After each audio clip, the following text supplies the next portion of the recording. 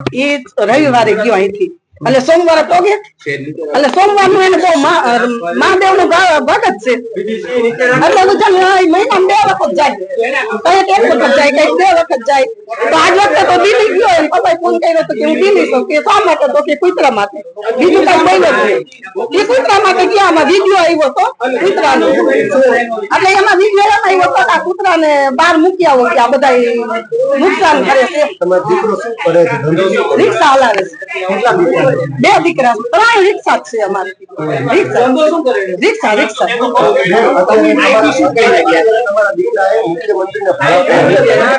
મુખ્યમંત્રીને ભડાકો માર્યો છે તો આવું શું કેશો તમે? આવું કેમ એમને કર્યું છે? એનો મગજ એવો છે ભાઈ ઈ ગમે ને મારી દે ને મને કરી વાત મારી દી હું 15 દી વહી ગઈ એનો મગજ ખારો હોય તો કોઈનું પાટલો લઈને મને મારવા એવો મગજ છે આ તો જો આમાં મારે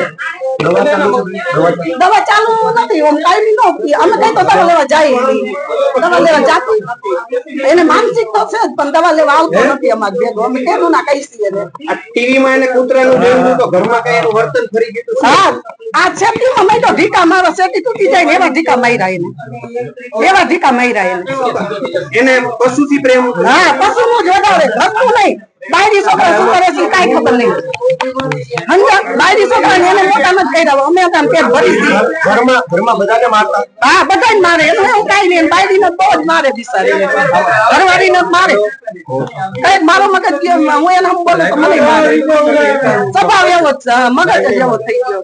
હા એટલે હવે આવું છે બધું. અત્યારે હવે આ ઘટના વિશે શું કહેશો? મુખ્યમંત્રી હવે અહીંયાનું તો સાહેબ શું અમે કઈ તમે અહીંયાનો મગજ એવો છે એવું મારે પેલાથી જેનો મગજ એવો જ થઈ ગયો છે હમણાં એમાં 10 વર્ષ ત્યાં તો હાવ એને પેલા પીતો બહુ એમાં 5-6 વર્ષથી હાવ બધું મૂકી દીધું પછી તો એને શરીર હાવ થઈ ગયું હાવ આવું એટલે હવે એને પશુની હોસ્પિટલ બનાવે છે કે પશુની હોસ્પિટલ રામ મંદિરે ગયો આ નરેશભાઈ અહીંયા ગયો એટલે નરેશભાઈ કીધું તું શાંતિ રાખ આપણે પશુની હોસ્પિટલ બનાવશું એટલે એવી રીતના છે બધી હકીકત મને આટલી ખબર છે.